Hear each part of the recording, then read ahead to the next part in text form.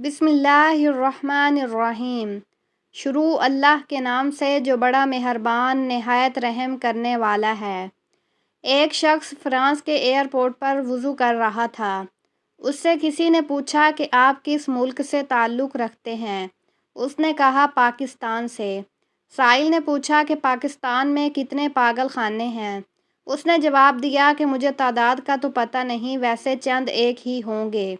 سائل نے کہا کہ یہاں پر بہت زیادہ پاگل خانے ہیں اور میں یہاں کے ایک پاگل خانے کے ہسپتال میں ڈاکٹر ہوں۔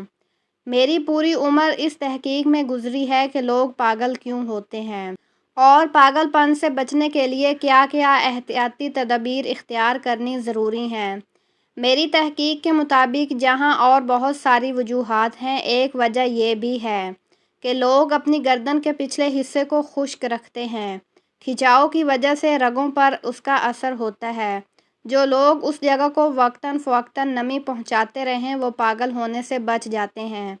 میں نے دیکھا کہ آپ نے ہاتھ پاؤں دھونے کے ساتھ ساتھ گردن کے پیچھے کے حصے پر بھی گیلے ہاتھ پھیرے، جس سے مجھے بہت حیرانی ہوئی کہ آپ کو یہ طریقہ کس نے بتایا؟ اس شخص نے بتایا کہ وضو کرتے وقت گردن کا مسح کیا جاتا ہے اور ہر نمازی دن میں 5 مرتبہ گردن کا مسح کرتا ہے، اور یہ بات ہمارے نبی صلی اللہ علیہ وسلم نے بتائی ہے۔ ڈاکٹر کہنے لگا کہ اس لیے آپ کے ملک میں لوگ کم تعداد میں پاگل ہوتے ہیں۔ اللہ اکبر۔ ایک ڈاکٹر کی پوری زندگی کی تحقیق حضرت محمد صلی اللہ علیہ وسلم کے بتائے ہوئے ایک چھوٹے سے عمل پر آ کر ختم ہو گئی۔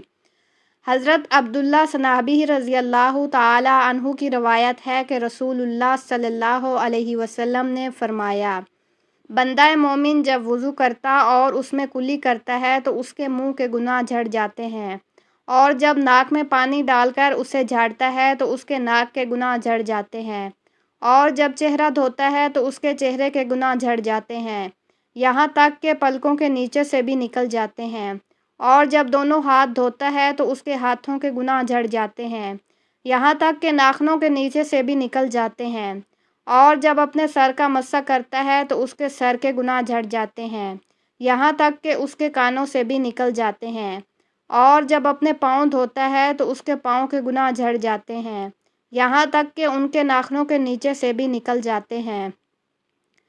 فرمایا پھر اس کا مسجد جانا اور نماز پڑھنا اس پر مزید ہوتا ہے۔ اللہ تعالی ہمیں 5 وقت کی نماز پڑھنے کی توفیق عطا فرمائے، آمین۔